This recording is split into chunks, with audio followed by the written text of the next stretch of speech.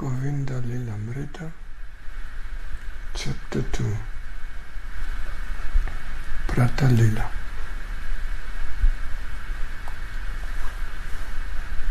Now we go back to Madhurikā's Kathāmṛta in Jāvaṭ, as she continues to describe Krishna's morning pastimes to Rādhā and her sakhīs. When approaching the gośālā, where the sakhās, Krishna's body moves like a soft, dark cloud, and the Kaustubha maṇi on his chest beams like the sun, peeking through this beautiful cloud. At the same time, Krishna's cāddar moves over it ecstatically, like a restless streak of lightning. Krishna's Vaijayantī mālā, the garland that contains at least 5 different colored flowers and hangs down as far as the feet, swings back and forth, touching his ankle bells. And perhaps Mālā is thinking, although I'm privileged to rest on Krishna's chest, these ankle bells are more fortunate, for they remain attached to his lotus feet. Thus the Vaijayantī mālā kisses them again and again. When Krishna arrives at the gośālā, he sits down outside on a mandapa. Then, while pretending to wait for the sakhās, he thinks, where are the Vrāja Kishoras? And what are they upon to now? Thus Krishna's eyes roam to the rooftops to search for them.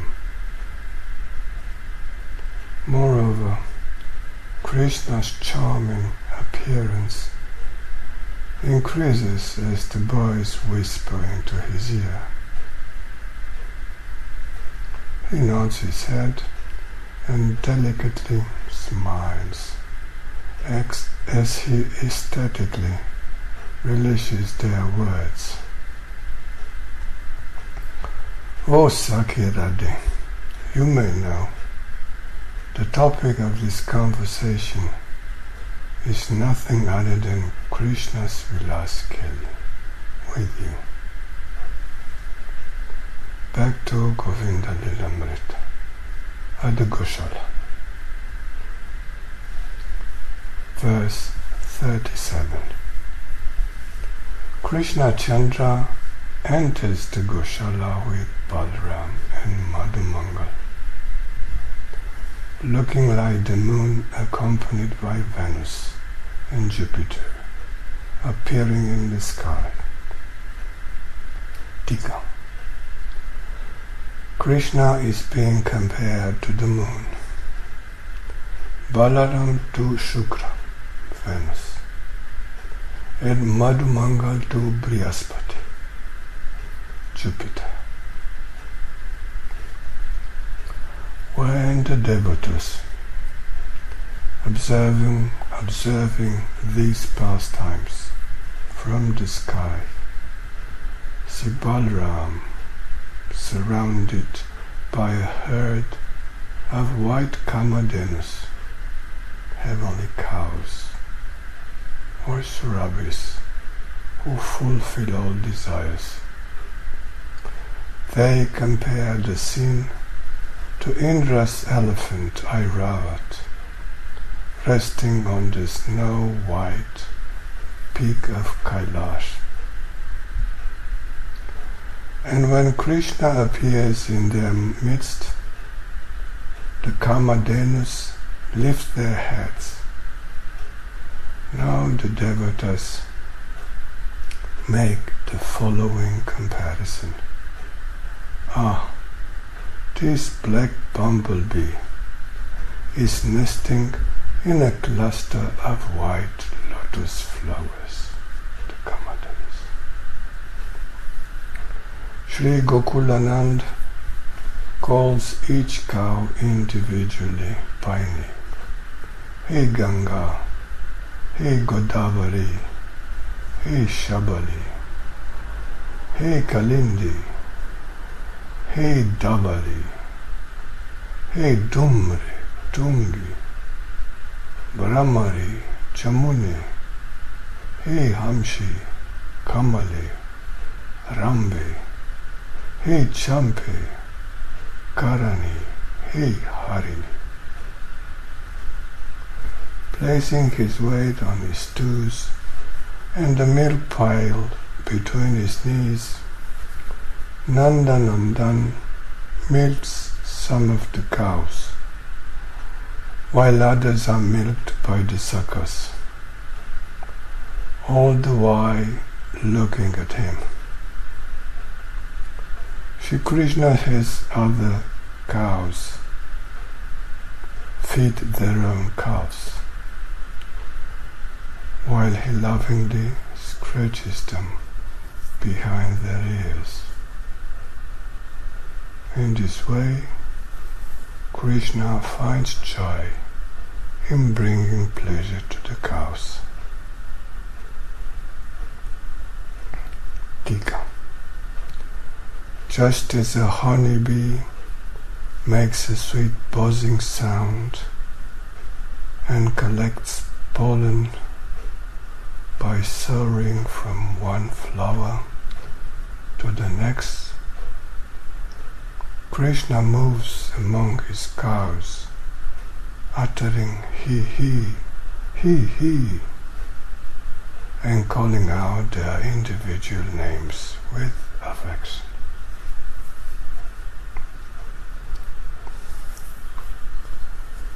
Now we go to Jāvaṭ, as described further in Govinda-Līlāmṛta.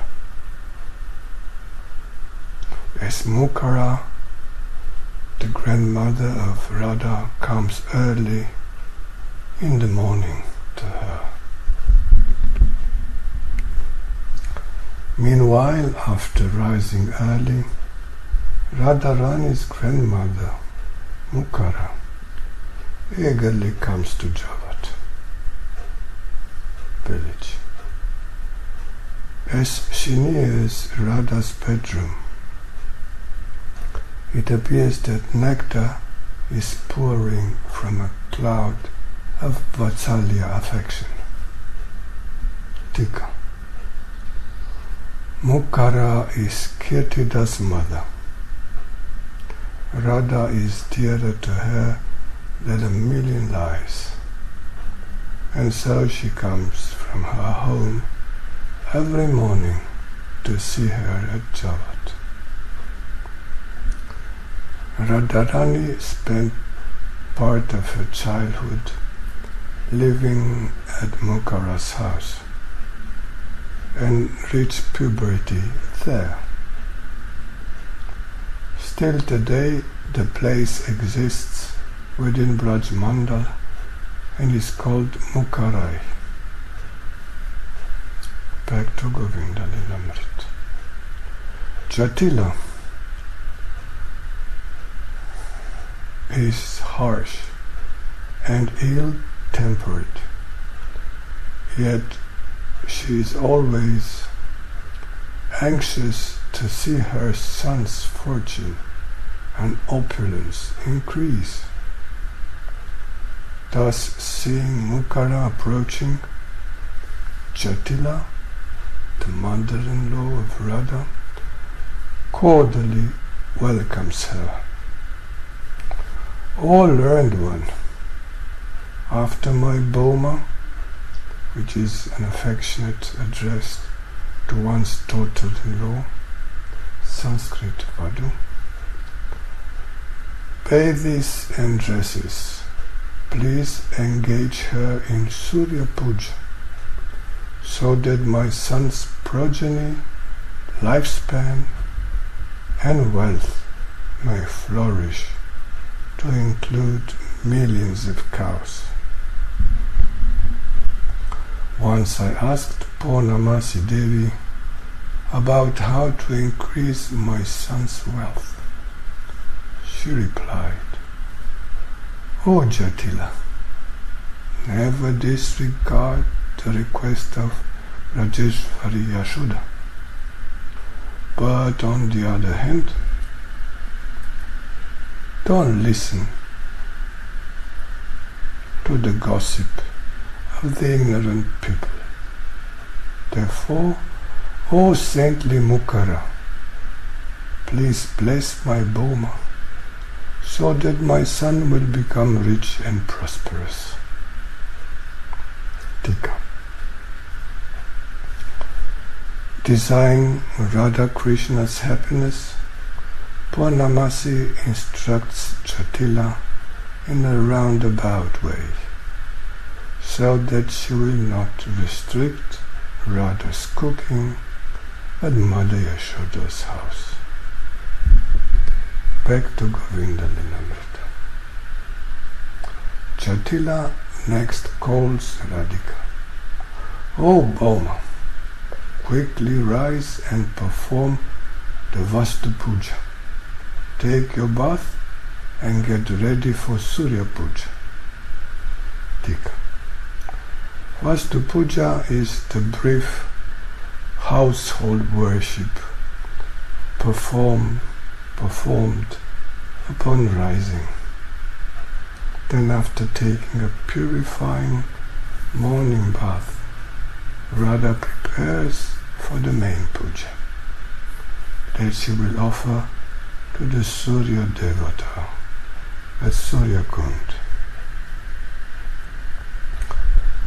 This murti is famous amongst the Brajavasis as Jagaruka, the one that will awake, and as Varadatta, bestower of benedictions.